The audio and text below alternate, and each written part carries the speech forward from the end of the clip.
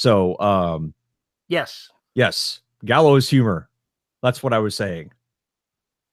And now we've wandered all over the place, and I've forgotten the my point was.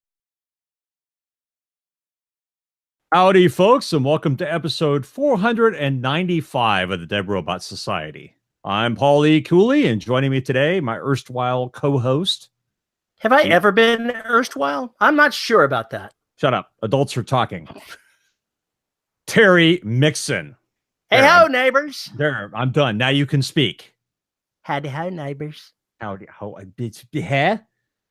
If you're gonna do that every time, I've got to start pulling out my Homer Simpson. I got to work on my Homer Simpson voice. Then I think you should. Donuts. Stupid, sexy Flanders. I think I need to capture that audio right there. There's another bumper for you right there. That's actually a great episode. Homer's trying to learn how to or remember how to stop skiing, and all he can remember is Flanders wearing this like really skin tight suit. Oh my God. Feels like I'm wearing nothing at all. And Homer's like, stupid, sexy Flanders.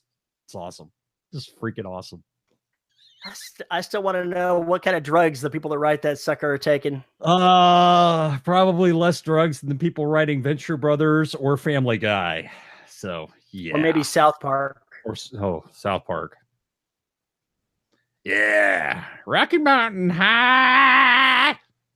Just love it. They have just sick, twisted imaginations. It's wonderful. Anyway, enough about that. How the hell are you? I'm great. Now that I can actually catch up on my sleep. Did you, for some reason, not get sleep this weekend? It's been a busy week. I flew out to the SIFWA Nebula conference because of the SIFWA Nebula conference. That's why. Because of the SIFWA Nebula conference. Mm-hmm. And I flew out on Wednesday and only got back on Monday. That's the Science Fiction Writers Association? Science Fiction and Fantasy Writers of America. Yeah. There we go. So their annual award, which, of course, I was not nominated for. Yeah. At least it's not the Hugos where you're really thinking, I don't want to get nominated. What could possibly go wrong? I don't want to be in this mix. I don't want this bullshit. I've been thinking of changing my name to No Award and writing a book as No Award to see if I can get that nominated for a Hugo. And if they vote for No Award, I guess I'd have to make the title of the book No Award. Yes. That's what I'd do. Yes. Yeah, that's my plan. That's how I'm going to win the Hugos, by being No Award. That's actually a brilliant idea. Wow. The trolling. So did you enjoy the SIFWA conference? I did, more than I expected I would. I'm kind of an introvert, and I was afraid that there would be hardly any interaction between myself and people there, but I ended up knowing a lot more people than I thought. And a lot more people than you thought. Yeah. So there was some forced socialization going on too, I'm sure. Forced socialization. I have been on that end before. Yeah, there's like, I'm in my comfort zone, leave me alone, and then they drag you, and once you're talking, it's okay, but it's the moment where you're just kind of like, I don't know who you are, what you are, and why am I here? It's not even a general disdain for humanity. It's just that uncomfortable, I don't know what to say or do or anything. So yeah, pretty much. Damn cat's back. Alcohol fixes that. Spray bottles fix the cat. I've been told. Hold that thought.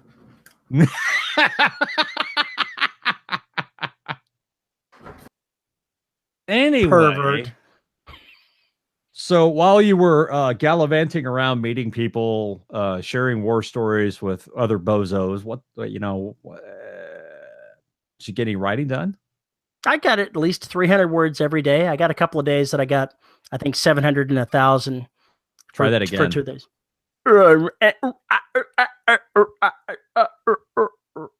I got 300 words at least every day. And a couple of days I got, I think, like 700 and 1,000. Cool. So less than I would have gotten at home, but enough to keep the streak alive. I'm gonna hopefully get some words this weekend. No, I'll get words this weekend. It's not a problem. Not gonna be a problem. Not gonna be an issue. See, when I showed up there was a bunch of indie authors there because there's a growing population of indie authors there. Of course, Nathan Lowell was there, which I don't know if you heard, but he was elected as the treasurer for SIFWA. I did see that. He is going to take over that position, I think, in July. So it's coming up. Trust me, it's okay. They've only got 1.43 million in assets. It'll be fine, Nathan. It'll be fine. That's kind of frightening. That's just terrifying. And of course, I knew everybody. I'm on the SIFWA self-publishing committee, so I knew all the people that were there that are also on the committee. So that was helpful. So that means that I knew Daniel Potter, who chairs the committee. I knew Craig Martell, who's another indie writer. And I also knew Jeffy Kennedy, who is one of the directors at large at SIFWA, who's on the board on that panel to make sure that we don't get out of control. She doesn't say it that way, but I'm sure that's why she's there. She's a spy. Is that what you're saying? No, she's the one to go, hold up, Hoss. Hold up with that idea. Let's rein that in a little bit here. I think that's why she's there. So we got a think tank, and she's there to basically be the engineer going, yeah, we can do that. No, we can't. Yeah, pretty much. You know, the guy that goes, yeah. That's what she does. No, we are not building a relativity dilation machine. I don't give a shit if you have the plans. I don't care. We're not doing it. Yeah, that person. On the indie side, not only was Craig Martell there, but Michael Anderley was there, who's not also an author and also runs the publishing house that Craig Martell is collaborating with, as was Jonathan Brazzi and Kevin McLaughlin. So a pretty good representation of folks. Well, that's cool. And Jonathan Brazzi was up for a Nebula for his story Weaponized Math. Weaponized Math? Weaponized Math. Interesting title. He didn't win, unfortunately. He was dressed in his Marine Corps uniform. He's a retired colonel in the Marine Corps, so he was there dressed in his uniform. Very dashing. And after the dinner was over, I ran around the table to where he was. He goes, "You need a hug!" To which he could only laugh and get a hug. I'm such a jerk.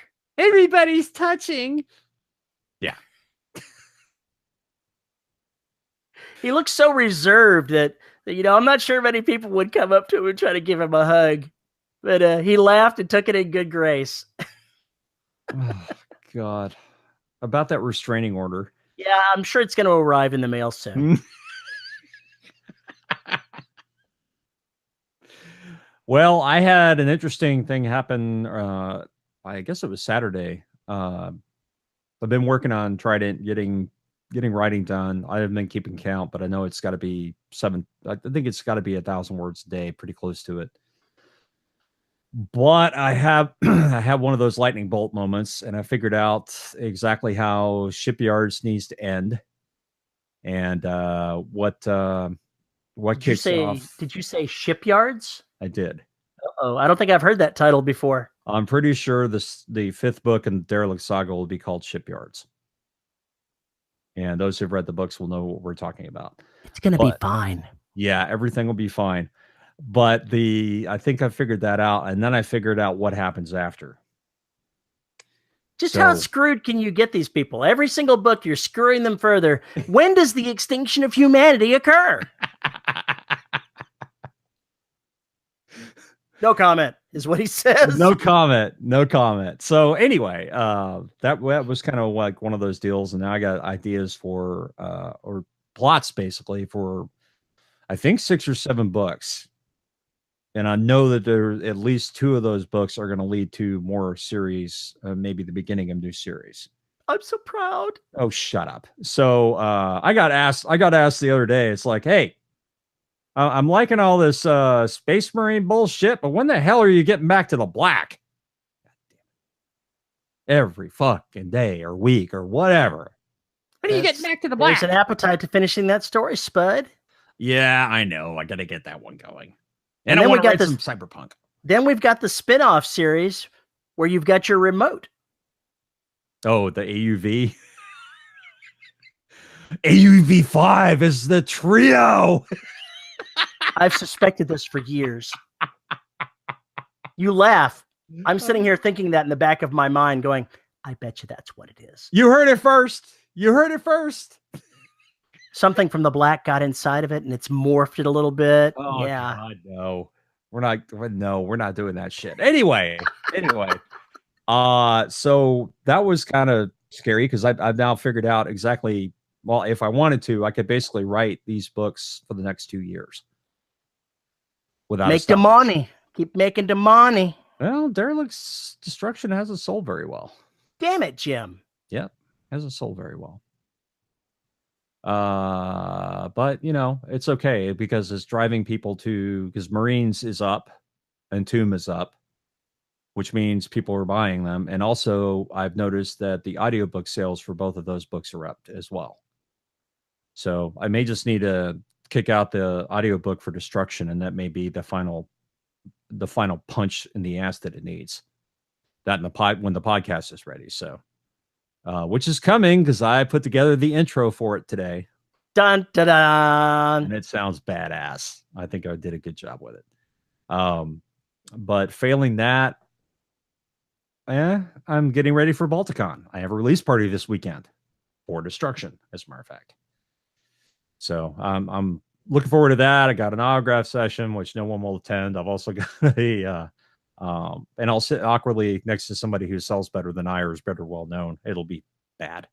Anyway, apart from that, I'm also going to do a reading, and I'm going to read some from the Black Four.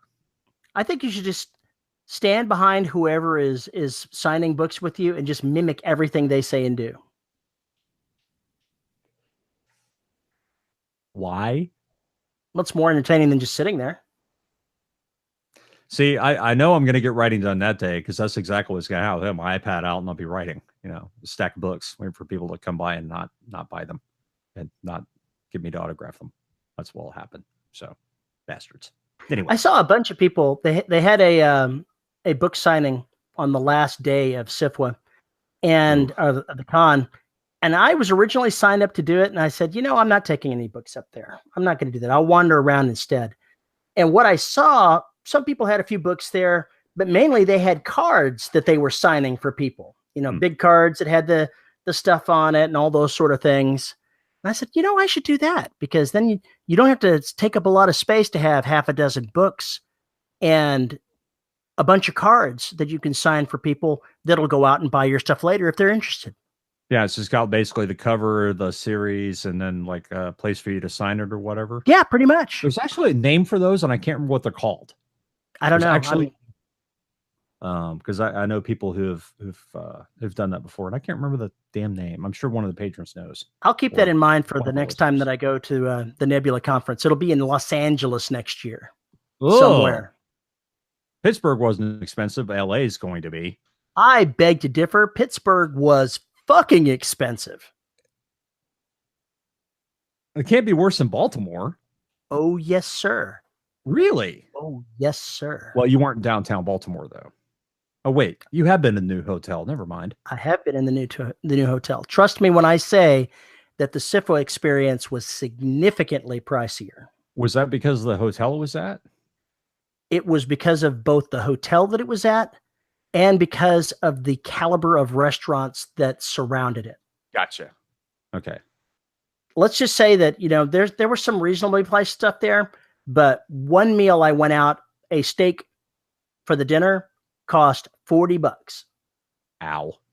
So I could have gone to, Outback if there was an Outback close by and been happy too. Give me some lettuce and some croutons. How much? Those cost extra. Those cost extra.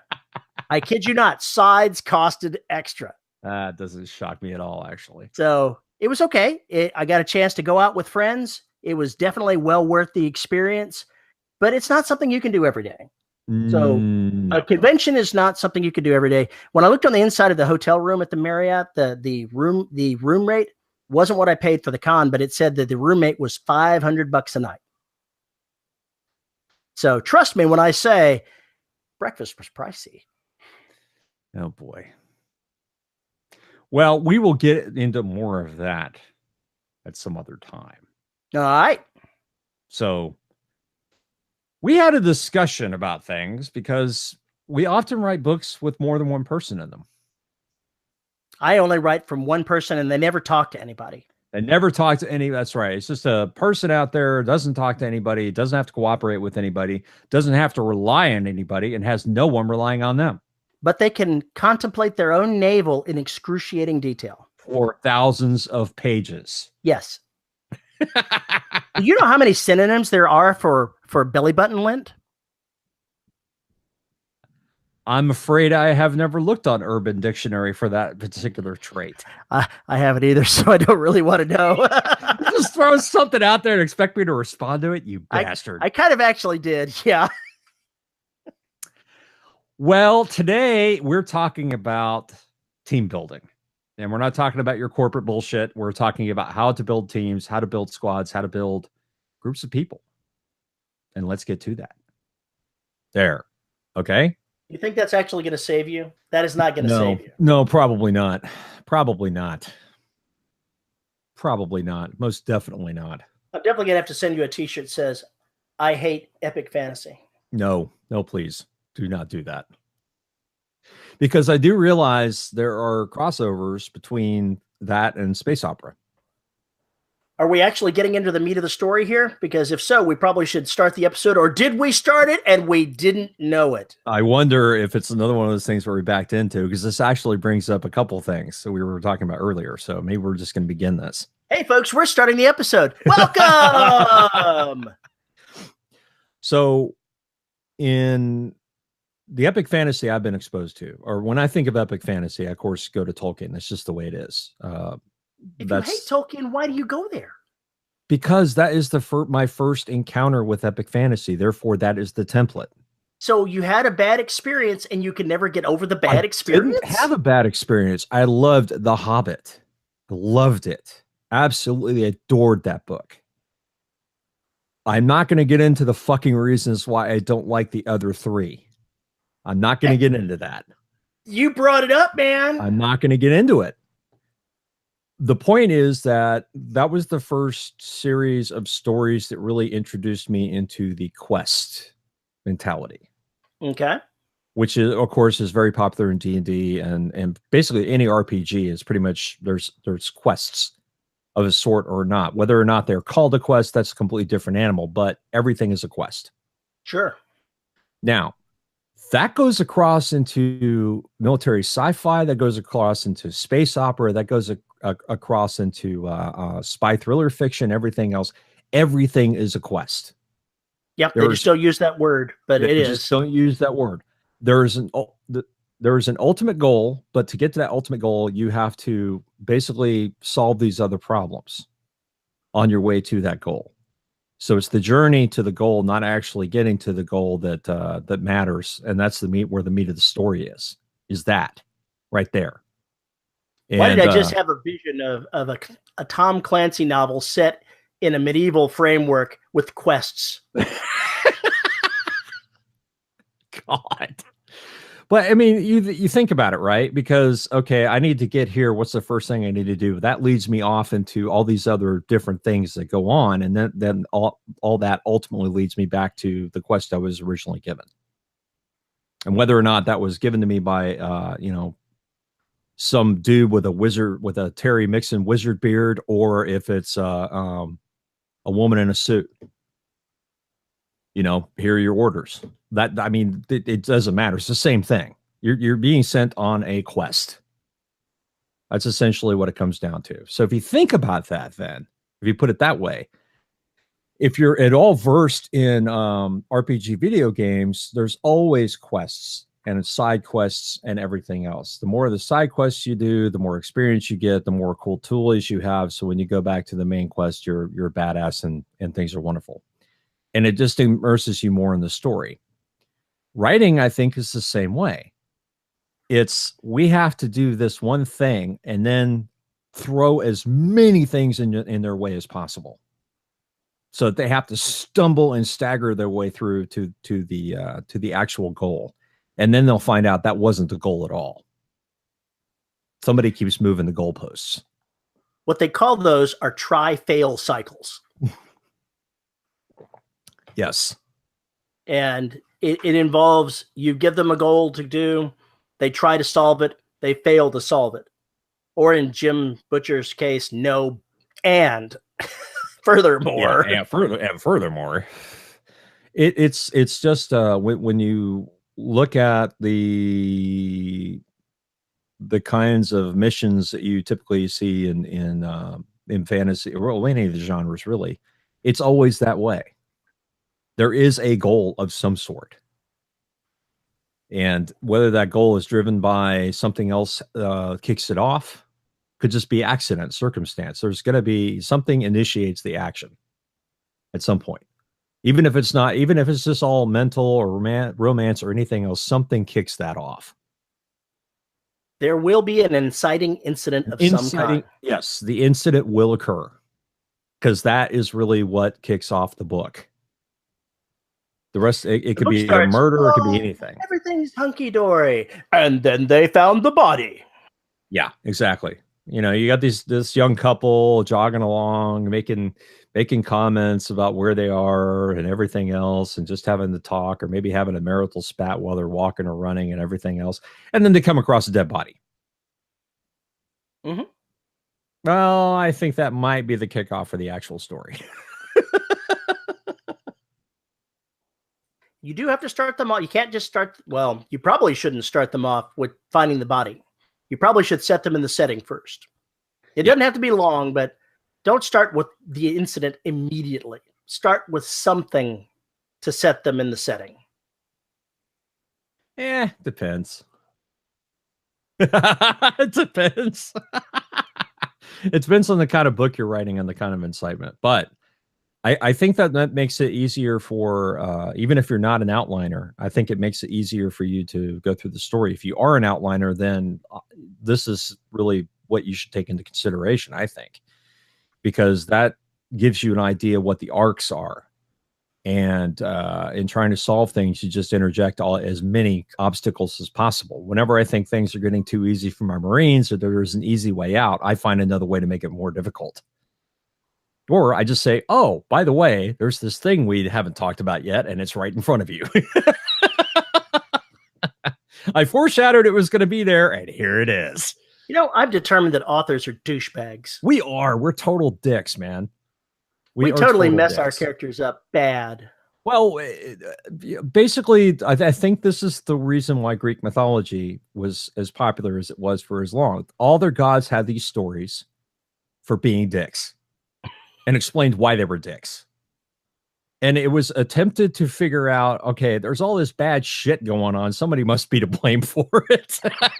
Human beings would love to have somebody to blame for everything that's going on. It's the way we're wired. Yeah, no, it's always been that way. There must be some order and some reason for the universe, or we have a very difficult time finding happiness or not giving into fear or things like that. And I think that's what drives that's what drove the creation of religion in the first place. Sure, I'll buy that. So or let's go ahead and lay out the opposing theory, because it's only fair. God's really there. You got to lay it out there. Some people believe, some people do not, and we're not taking a position. We're talking about writing. Yes, we're talking about writing. But the idea, and I'm going to play with this in Soul and Beyond. What happens when more and more people begin to believe they're not tethered to anything? Chaos, and bad things. Well, just from a dark side of nature comes out. Excuse me. I think there's a level of hopelessness that might come in there, and I think the more we discover just how fucking random physical laws are under certain circumstances and everything else, it leaves you wondering, where is the tether?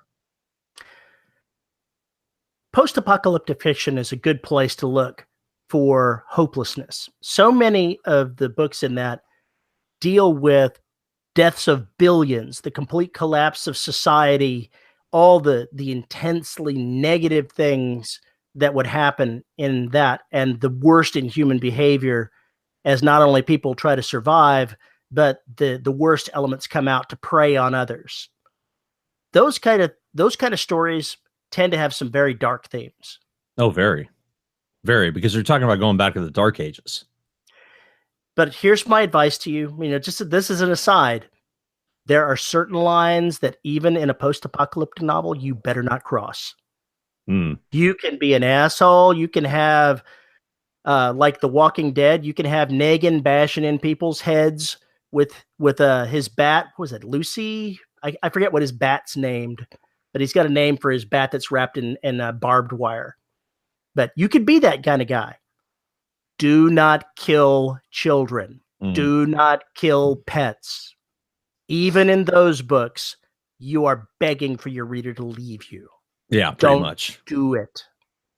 There are a couple books I've read where the villain, so to speak, had dogs. Yeah, had dogs, and treated them with great respect. Thought of them as his crew. He was the gang leader. They were his crew, and treated them that way, and gave them as the best things that he possibly could to make sure that they were around. He would never hurt them. He would never do anything like that. But because he let them be as wild as he could without breaking that spirit, they fought to death for him. And it was funny because he was talking about the fact this was in the strain. He was saying that the economy for dogs had never changed. Food, food, food. That's really not too far off humans. It's really not. When all this dollars and cents bullshit goes away, when money means nothing, the rate of the currency, there is no currency. Then suddenly the currency becomes, what do you have? What can I give you for it? Or what do you have? I'm going to take it. That's Absolutely where it comes. Depending on desperation and how much of a douche you are, that's what it comes down to. So that changes the game a lot. When you start throwing out all the rules of civilization, we go back to what we are, which are predators, and we predate upon our own kind. I don't know that I would say human beings are predators. We are predators. I don't know. I'm not sure I would technically buy that. When you're out there killing buffalo to put them on the table, how is that not being a predator? We behave as predators, but we are not innately predators. We are not panthers. We are not the apex predator. We used to be. We were chimps. Yes, we were. And the reason why we graduated from being chimps is because somebody figured out how to make a spear. I'm still not sure that. I don't know. I'm having trouble associating the word because we're not carnivores. And I associate predators with being carnivores. That's not true. You don't have to be a carnivore to be a predator. I mean, shit, a spider's a goddamn predator. You sure that's not a carnivore? I'm not seeing it eating fruit. No. It doesn't eat meat either, necessarily. It sucks the blood right from your veins. Exactly. So it's still a predator. It hunts. Predators hunt. So there. Yeah, most of humanity doesn't hunt. We stalk Kroger looking for our next meal. That's what I'm talking about. When all of that breaks down, guess what? Sounds like we're talking about post-apocalyptic fiction here. Well, no, I think we're all over. What is our subject? What are we talking about today? Get us a little bit of a clue here. Where are we going? We were talking about how important it is to structure teams. That's the first time we've mentioned teams in this damn episode. I know, because what are we, psychic here? Because we backed up against something else. That's why. Because I made some other comment and you demanded we start the goddamn show, asshole. The reason why I went on my quest rant wasn't rant, why I pontificated about quests is because, and Terry and I were talking about this before we started the show, that one thing you have to have are teams to a certain degree. When you have a long running series, when you want to show different points of view that's going on and everything else, you have teams.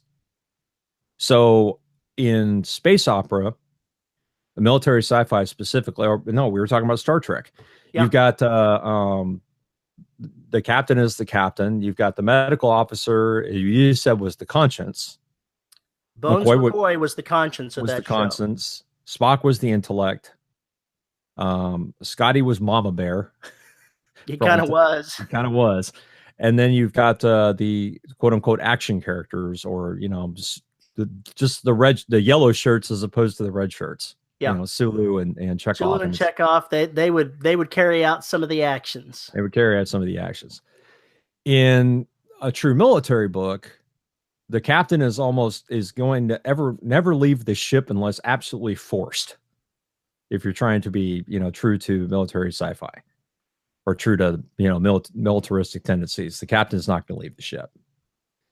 And you're going to have people whose job is to leave the ship and go do shit. And you're going to have people whose job is to stay on the ship and do shit. So that means you have different teams. If you go back to think about the quest mentality, what do we get in Tolkien? We get essentially 3 teams. We get the you get the hobbits going for the ring or to destroy the ring. You got the other hobbits who are caught up in the war that's going on, and then you've got the some other folks scattered through, and then you've got Gandalf, right, doing his thing.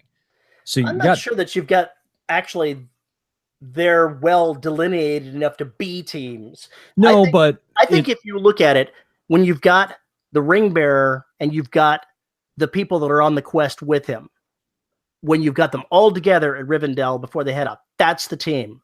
Teams don't always have to stay together. Right. Teams can be separated to do other things. So you they break up. They break up into squads. Yes.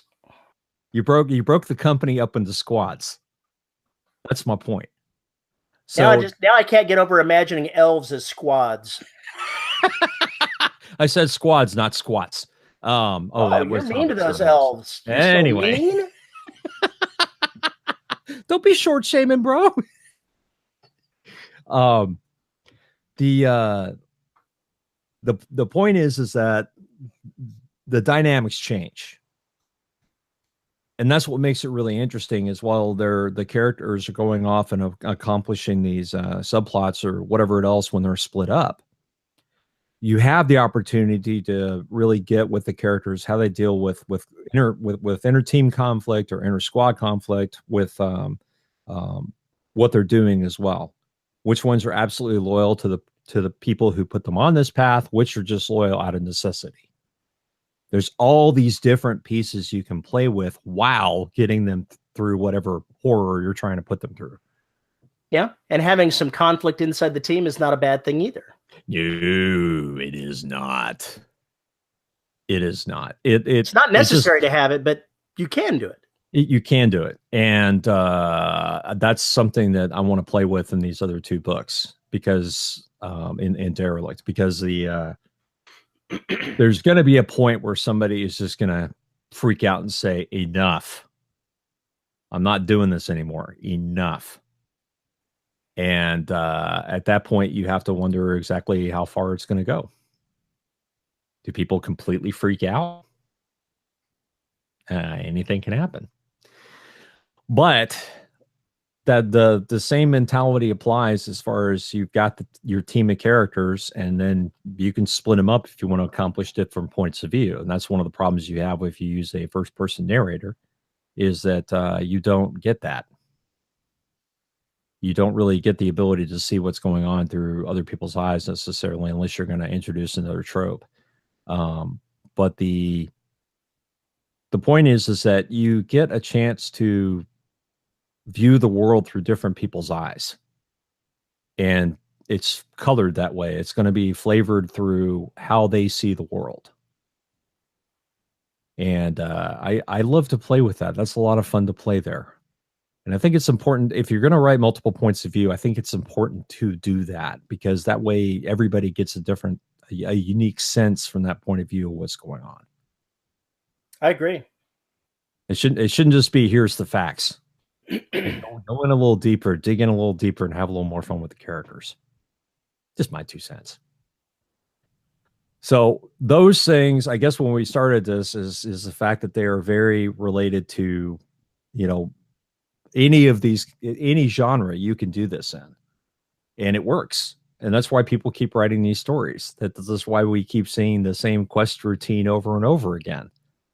And it's becoming more and more clear to me that that's pretty much what I do. Is I'm just writing quest after quest and throwing as many things in their way as possible. Of course, you're exterminating most of the team every time you go through it. Lies. It's all lies. All lies. Hey, man, I have a lot of survivors. I have so many survivors, I have to cut down on points of view. So I don't want to hear about it. Well, it sounds like you need another book to get rid of survivors then. I got to keep the core crew I've got in the black, for instance. I have to keep them around for a little while. However, there will be some other characters I think they're going to snuff it. So, in Derelict,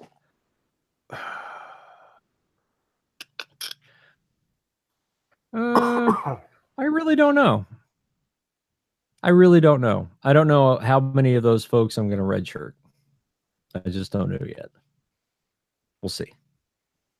One of the things about teams is you can bring in people that have expertise, skills, or insight that your main character does not have. Right. So if you need a genius to figure out something technological, you can have a team member that is the brain that comes up and says, oh yeah, this thingamabob here, we can add some trilithium to that and do this other thing and replace the dilithium crystals with new Folgers crystals. I want to see that in a video. I want to see that. What's wrong, Scotty? Oh, we are out of dilithium crystals. Okay, here's some Folgers. Put that in. Whoa, yeah, look at the power. It's not working to get us anywhere, Captain, but I'm wide awake now. Yeah, pretty much. It just became sentient, sir. And the bitchy, I tell you. And the man in croissants. No, that's if you put marijuana in there. They get hungry. They demand Cheetos. Oh, there you go. Sentient AIs who are high. Yeah, there you go. God. But yes, you can. One of the purposes of teams is not only to have somebody with a viewpoint other than your main character to see something through different eyes. It's to bring in skills that you need for that particular story. And your team does not have to be made in concrete. No. You can bring in new people. You can have other people wander off as need be, depending on how you write the story. And frequently when you look at, think of Butcher in particular, Harry's, one of his love interests just kind of walks off stage and doesn't come back for 2 or 3 books. No, the reporter. Reporter, yeah. Yeah. There's a reason for that. Yeah, she walks off stage for a couple books and then comes back. Yeah, she's different when she comes back. No comment. Comment. Spoiler! No comment. But the bottom line is you can do that. You can have a character who you're going to bring back, walk off stage, just leave the battlefield for a while.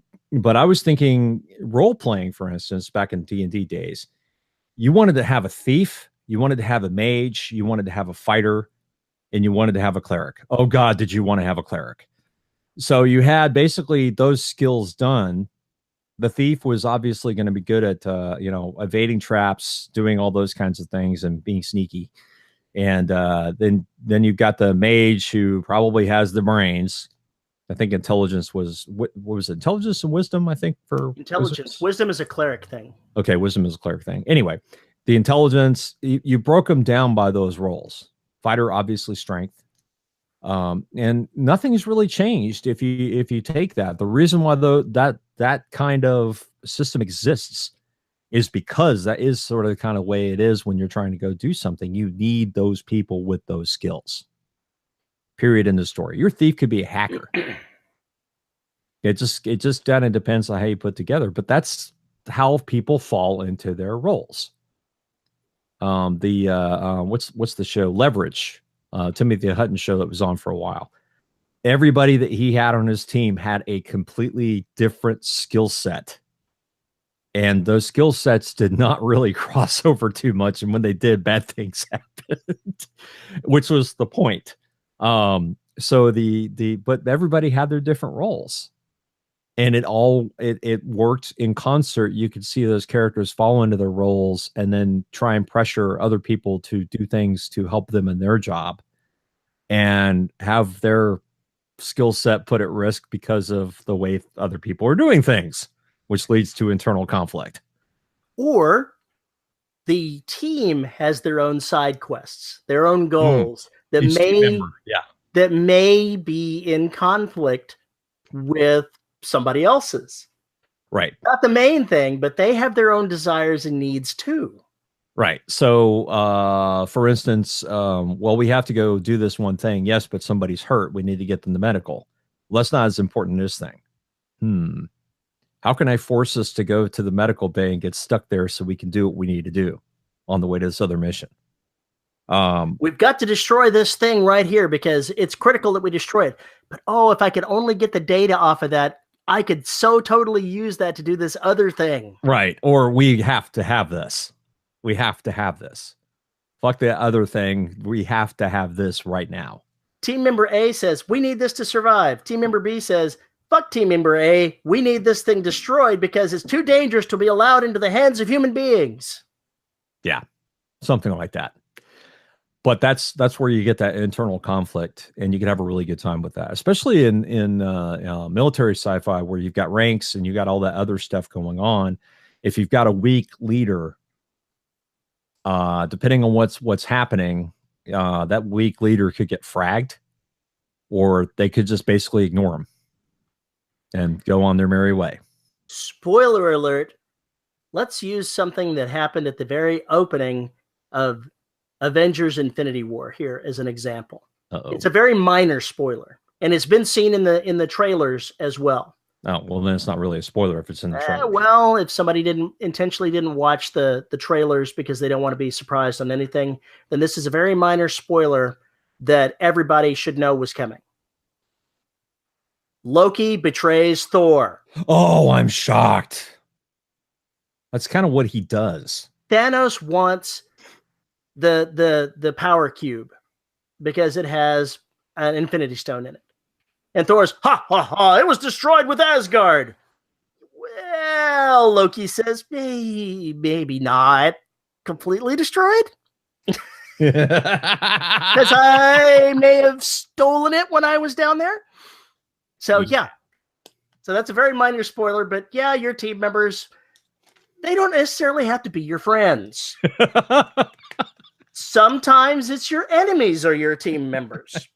Yes. And that allows a little bit more chaos into your life. Absolutely.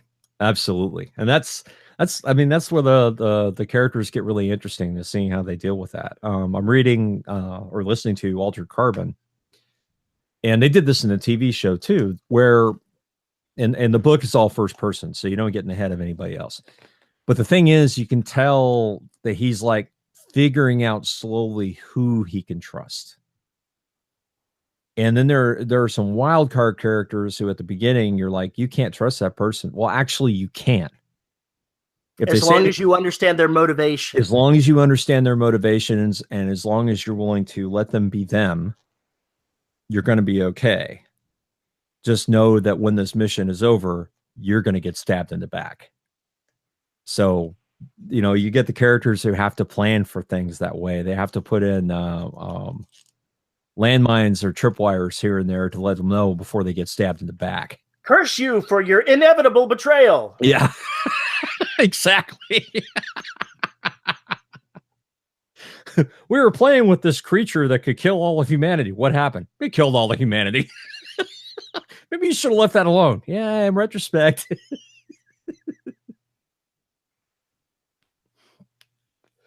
Just like it'll be when the first human being decides to create an antimatter bomb of whatever the hell that is.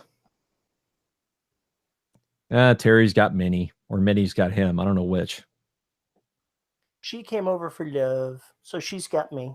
I told you she was going to wake up at some point and demand attention. What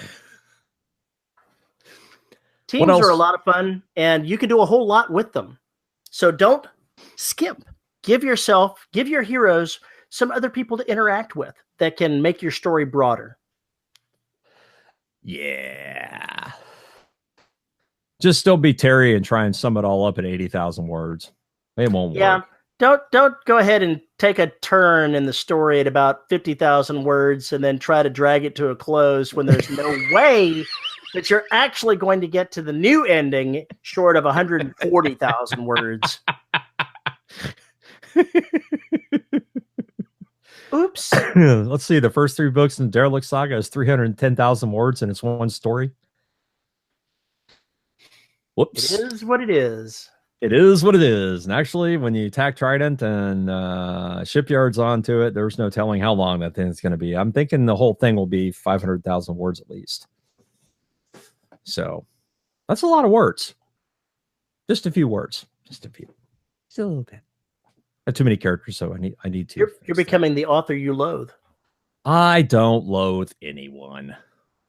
Brandon Sanderson, you're going to write you're going to put this omnibus together with 500,000 words in it, and it's going to be one long story, and you're going to be Brandon Sanderson. See, I was thinking about this the other day when I finally finished Pandora's Star, Peter of Hamilton. I've been listening to that for months and months and months, seems like.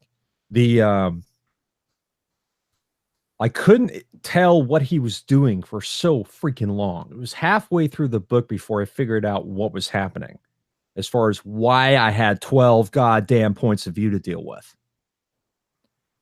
And slowly that winnowed down a little bit. And then I got to the end and I realized, okay, now I get this. He was spending all that time setting up all of these other things and needed you to know why. Did he get some long-winded in some places? Yes. And there were some other things I wished he would have elaborated more on them, but I'm going to give him the benefit of the doubt because it may be elaborated more on in the second book. But the bottom line is it took me so long to figure out what he was doing. And the book was so disjointed for me that I just had a hell of a time getting done with it. And then I got done with it and was like, it's actually a pretty good book. But man, you have to have a lot of patience. Now I know how my readers feel going through Marines. You have to have a lot of patience to get to the second book, and then when you get to the second book, you've got everything set up and all the bombs are going off. So I'm going to have to now download the second book in that series, the Commonwealth series, because I need to know. I want to know. I must know. I must. But I mean, that's got to be a 300,000 word book. Easy. So it's funny how it works. And I think that there are people who love those kinds of books, and especially in sci-fi and fantasy. And there's no problem with that. There are some really good writers doing them, and they're much more skilled than I am at doing anything. So and you can go see how they carry off these teams. And some of these times, these teams don't actually seem teams at all. And then you get to a certain point where they converge and become a team. And I think that's what's happening with the Commonwealth series. So that's not a team. That's a flash mob. Well, see, I should have known that going in. I really should have, because this is exactly the way the Nightstone trilogy is. It's the same exact way. All these people are all in different places seeing shit. I think maybe that's just what Hamilton does now. But it worked out. It worked out well. I was impressed when I got to the end. So kudos to Mr. Hamilton. I wish I could write that well. I am so glad I can't. That sounds terribly tedious. I think what he does is he breaks. Okay, here's all this information I need to convey about this character. He writes a short story and then breaks it up and throws it in the book. I really think that's the way he does this. I don't know how else you could do it. But then again, I don't know how the hell I do what I do. So there we go. But it's just interesting to watch somebody put that story together, or something that large together, and then go in and dissect how it works. and maybe figure out why maybe they don't even consciously know what it is that they're doing when they do it, but you can see them doing it and you can learn from it if you read carefully. So just some thoughts, but that is another way to build a team dynamic. Yeah. I think that we've pretty well given them a decent idea of where to start looking at teams. When you're reading your books that you like, look for the team. Yeah. Look for the team. Look for the team. They're there. They are there. Even in first person mystery noir, that person's got a team. Mm-hmm. Even if they're not necessarily playing, they don't have the same goal in mind. There's always a snitch that person knows. There's always somebody on the police force. There's always, it's just the way it works. Unlike Star Trek, your team does not have to be on screen 24/7. It could be somebody you go off to visit. They're a part of your team.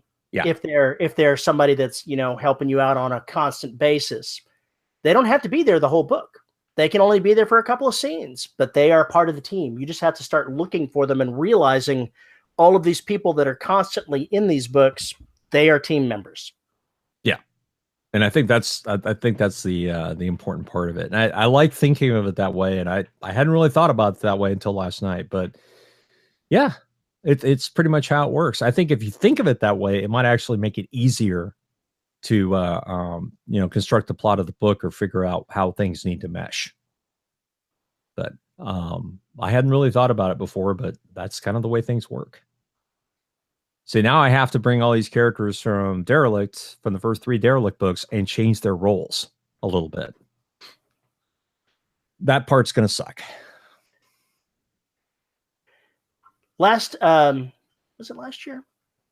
A year ago, I was watching, God, what is the name of that television show? It's been canceled since then.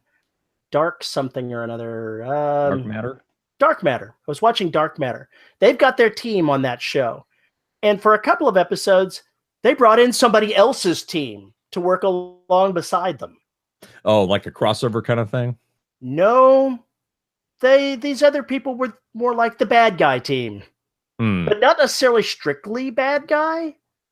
But they were definitely a different segregated group with a leader and their own team. And they interacted between the two teams for a couple of episodes. And that was interesting because it was a chance to look at one of your characters in your team and go, there's some parallels with the other team, but there's some differences too. In BSG, there was a part where they meet the Pegasus and whatever, and just like in the original one, and suddenly the crews have to mesh, and it does not go well at all. From the very beginning, it doesn't go well. It's like, oh, my counterpart in the other ship's kind of a dick, kind of a jerk, kind of an asshole, actually. I don't want to work for this prick. Then you just go and you bitch to your commanding officer, and they, suck it up. Yeah. Make it happen. Read you the riot act and tell you to stop being a sphincter and get out there and do your job. So those moments are awesome. Those moments are just freaking awesome. Like if I have the crew of SNR Black run into another SNR company, the differences are going to be remarkable between how the crews work. They just are. And because it'll introduce a whole level of chaos into your story by doing that kind of thing. And there's nothing wrong with it. That's a good thing, actually. I mean, and what happens when you have 2 captains, for instance, are both of the same rank, both the actual same rank, and somebody has to be in charge? I don't know how it was in the new Battlestar Galactica, but in the other Battlestar Galactica, I'm trying to remember now if the other commander was higher in the hierarchy than Adama was. And I think he was. Yes. Lloyd Bridges, wasn't it? I don't remember who it was in the original series, and I didn't see that far into the new series. I'm talking about the old series. I think it was Lloyd Bridges was the one who was the other commander. No, it may have very well have been, but I think he was higher ranking, and that's what caused lots of chaos in Adama and his crew's life, because it wasn't Adama saying, you other people comport yourselves with my people. Nope. No, not at all. No, that's how it was in BSG. The other one was an admiral. And I think that's the way it was in the original Battlestar Galactica. Regardless, it provided some really interesting friction to the tale. And I think if you've got scattered military or I mean, this works in post-apocalyptic too. If you've got scattered people who are coming together, there's going to be group dynamics that suddenly get thrust into the thing that are going to blow apart everything that these people are used to doing with one another. It's going to blow it apart. You know, suddenly somebody wants to do it this way, or that's how they do it. And you find all these different problems with it, or that person they put underneath you or above you is a constant screw up. And you don't understand what they're doing there. And it leads to some really interesting friction and conflict. So, yeah, I like it. I like it a lot. Another thing that's interesting with team members is that they don't have to tell other team members their agenda. They could be working towards something that no one really understands. And if they're not a point of view character, the reader is guessing along with everybody else. What is he doing? Why is he doing this? And in the end, something will happen to reveal what that team member is doing, and it'll suddenly make sense. Even if you don't agree with it, it'll make sense. So that's another aspect of it. Well, I was sitting there thinking the other night, and I told you about this yesterday. It's something involving a new weapon, and that it's going to have to happen in book 5. But I think in this book, Noble's going to get the idea for it, and he's going to be going off and doing his own thing when he shouldn't. And that's why, because he knows that they need this. Yeah, that's always a good plot line. And so we're going to show him doing some really squirrely things and not explaining why. And then when they get to the point, then you'll see why he's doing what he's doing. And then everybody's going to go, oh, shit, how did you come up with this? And why is it here? Oh, because I figured y'all might need it. That's what your engineer, your tinkerer, your dwarf, whatever the hell they are, that's what they can do.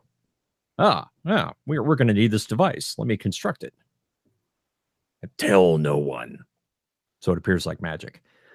There's all sorts of secret. Keep it safe. Keep it secret. Keep it safe.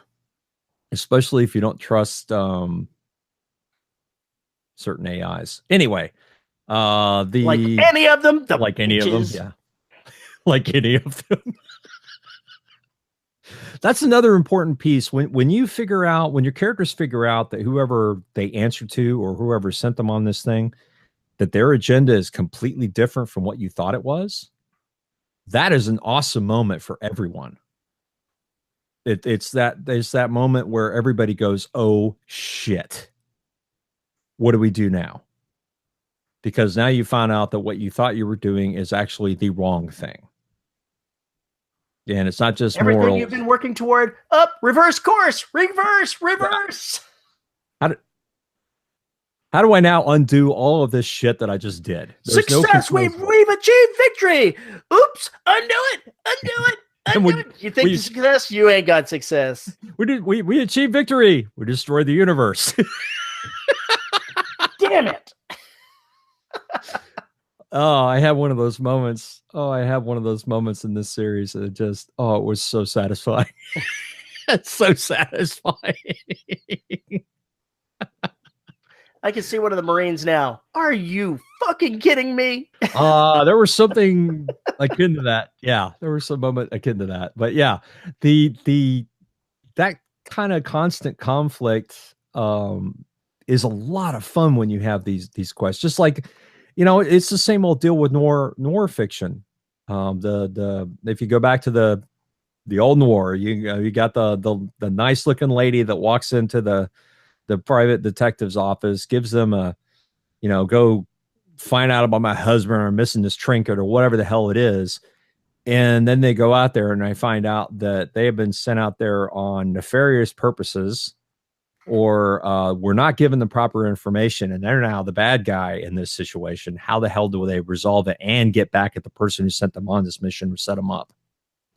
This man stole this from me, and it's important I get it back and keep it quiet. So you go retrieve it, and then you find out that it really belonged to the guy that you just stole it from in the first place, and you got to get it back. Right. You have to get it back. So it causes there's so many opportunities for fun and crazy, and you got to love that. And that glare is killing me. Those are some of my favorite moments in long running series is when you have that, because it throws the characters into chaos, because now they don't know what to believe, and they have to actually find out what the truth is, and that's when things start falling apart. So I think those are some of the most important, parts in genre fiction. That's why I really love it so much is in those instances where authors find a really good way to do that and put the characters into an ethical, moral morass where they have to figure out how they're going to get out of it, and also how they're going to be able to look at themselves in the mirror when they're done with it. How do I live with myself after this? And I think those are important conflicts to create. Yeah. It could be a lot of fun exploring those complicated issues. Yeah, that's where stories get so interesting, is when there's that facet along with blowing shit up or anything else that you're doing, or slaying 1,000 orcs, whatever the hell it is. Those moments, though, are much more important to me than the combat or anything else that's going on action related. Because that's when you put everything into perspective and you have the characters have those oh shit moments. And I love that. That's life. That's life every single day. Just like when you see somebody do something stupid on the freeway and you're honking at them and screaming at them, everything else, and then you do the same exact thing to somebody else 2 seconds later. Yeah, pretty much. And then you feel like a total goddamn asshole. Actually, no, you never feel like an asshole when you're doing it. I do. I'm like, oh, God damn it. Most of us never even realize that. And that's the thing.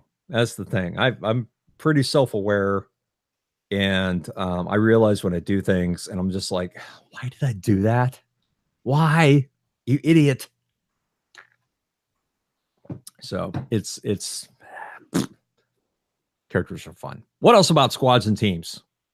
I don't know. I think we've given them a good primer on the subject to start digging into their own writing and other people's writings, to start looking for them anyway. So I think that's where we should call it.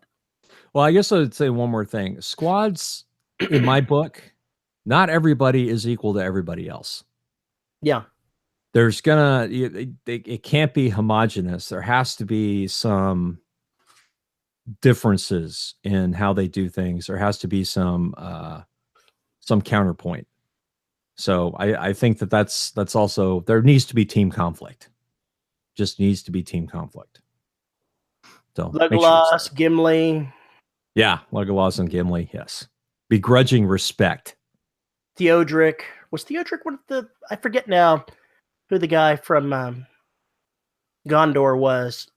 Sean Bean paid him and he died. He died in the first book.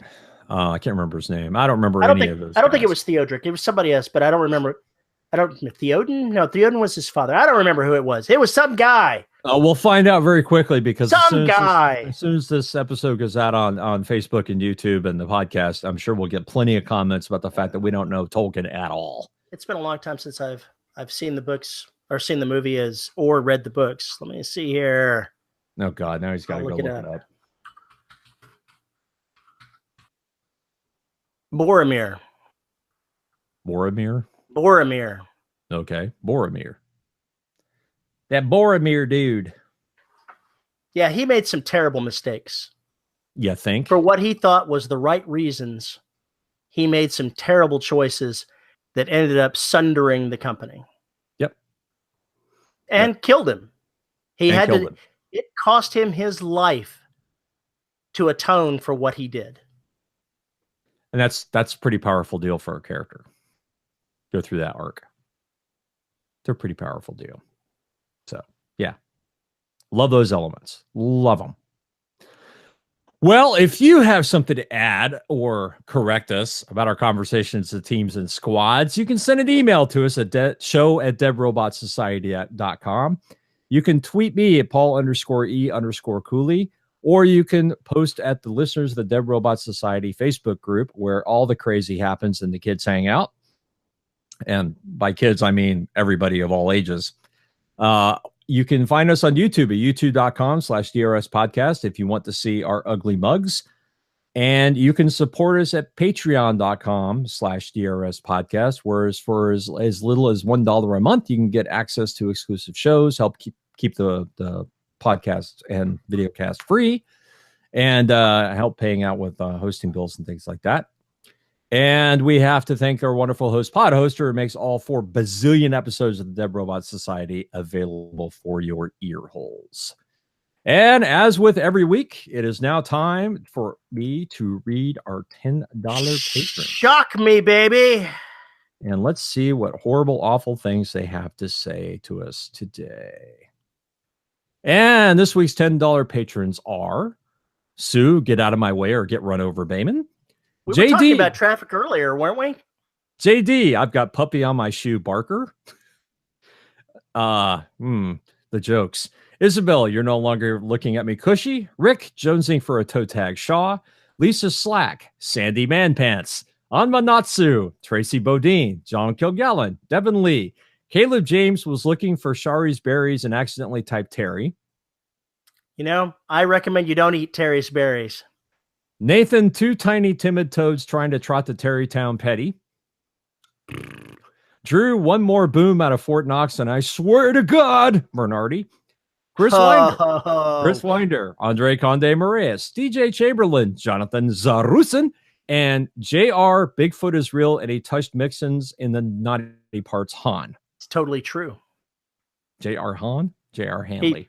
He probably ran out of letters he could put in there. Yep. He ran out, but it was just much more fun to say Han. All right, but I'm going to have to add this here. I took my basic training at Fort Knox. It is the tanker capital of the Army world. There is no getting away from the booms. Suck it up. He said he actually posted this on Facebook that the military had sent out an alert that said basically between this time and this time for this period of time, expected increased noise from bombings or whatever the hell. I was like, oh God. And he's trying to record. Oh yeah, that's gonna be fun. I'd rather have my weed eater thanks than exploding bombs. That's a great excuse for not getting your episode out on time, though. I'm sorry I couldn't release it because there were too many explosions in my area. Yeah, that makes for a great episode intro. Anyway, on that note, thank you for joining us, folks, and we will see you next week. Bye-bye. Bye.